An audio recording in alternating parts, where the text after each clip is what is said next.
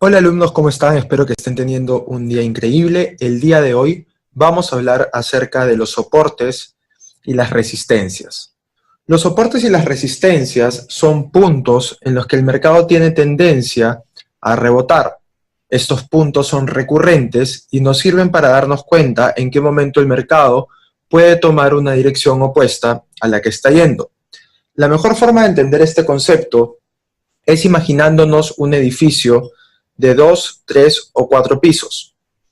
Entonces, la parte baja, el suelo, que es donde la pelotita va a rebotar, es lo que se conoce como un soporte. Es un soporte porque la pelotita no puede atravesar hacia abajo el suelo. Y la parte alta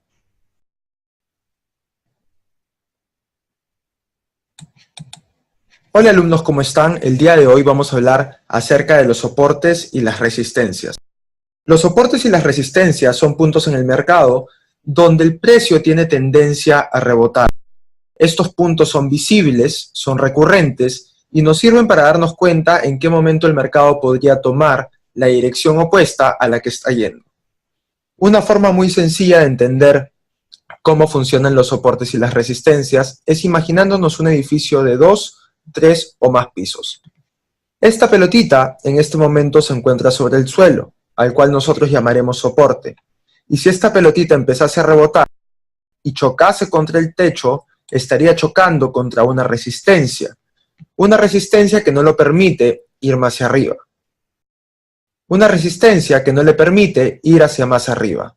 Entonces, si la pelotita rebota, va a tener que volver a rebotar hacia el suelo. Y así consecutivamente, mientras que el precio se quiera mover en un rango de soportes o resistencias. El precio recurrentemente va a hacer esto. Va a romper el techo, va a rebotar y va a buscar una nueva resistencia. De la misma forma lo puede hacer rompiendo el suelo, rebotando y buscando un nuevo soporte. ¿Esto qué nos dice?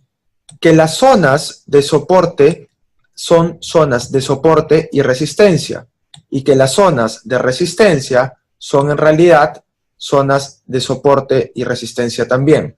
Entonces vamos a poner un ejemplo de qué pasaría si el precio en este momento empieza a rebotar, toca la resistencia, vuelve a rebotar y rompe esta resistencia. En ese momento automáticamente esta resistencia se convertiría en un soporte y el precio buscaría otra resistencia o buscaría volver a romper este soporte, convirtiéndolo una vez más en una resistencia para luego volver a tocar el soporte anterior. Si el precio rompiese este soporte, automáticamente se convertiría en una resistencia y el precio buscaría o volver a tocar la resistencia o ir al siguiente soporte. Vamos a ver esto de forma muy sencilla en el siguiente gráfico. De hecho, como podemos ver acá, el precio tiene una resistencia muy marcada en esta área y tiene un soporte muy marcado en esta área también.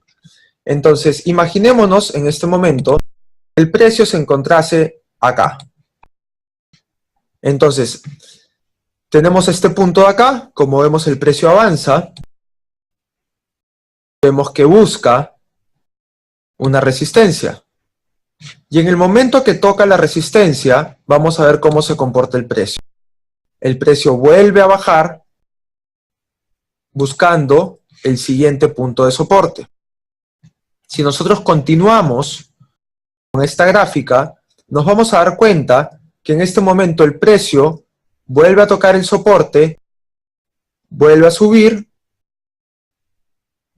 y vemos cómo el precio va a intentar llegar a la siguiente resistencia. En este caso, como vemos, como pusimos en el ejemplo del edificio y la pelotita, el precio rompe la resistencia y dense cuenta lo que hace. Lo primero que busca es tocar la línea de soporte. Esto es lo que se conoce como un retesteo o como un pullback, ¿ok?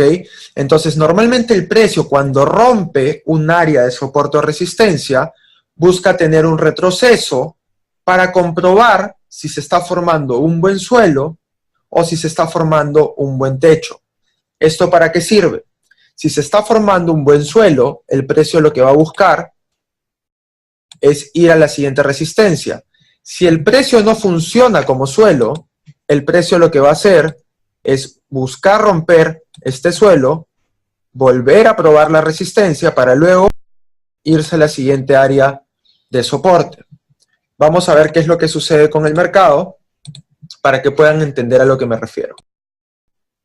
En este caso vemos que no funciona como suelo, el precio rompe, hace un retesteo y lo que debería de pasar es que el precio vuelva a la zona de soporte anterior o vuelva a intentar romper el área de resistencia. En este caso claramente vemos que busca mínimos nuevos y luego el mercado continúa, como podemos ver, rompiendo el suelo anterior, como les mencioné hace un rato, haciendo un retroceso para probarlo como techo y luego el mercado continúa con su rumbo. Nos damos cuenta que intenta romper el techo, pero se da cuenta que funciona bien como techo y el mercado vuelve a formar un nuevo soporte como vemos acá. El mercado rompe este soporte, lo utiliza como resistencia y luego vuelve para buscar un soporte anterior. Como vemos acá, lo rompe, hace un retesteo y el mercado continúa con su movimiento. Si nos damos cuenta, es muy recurrente que el precio cada vez que toca un área de soporte o un área de resistencia tiene un retroceso. Esto es muy importante para entender en qué momento tomar posiciones de compra o de venta. En este caso, el precio rompe esta resistencia y nos damos cuenta que vuelve a hacer un pullback a la zona de soporte anterior. Entonces, ¿esto de qué nos sirve? Número uno, nos sirve para determinar en qué momento es oportuno tomar una posición de compra o una posición de venta. Si yo tengo bien marcados mis puntos de soporte y resistencias, yo en este momento, ¿qué es lo que hubiese hecho?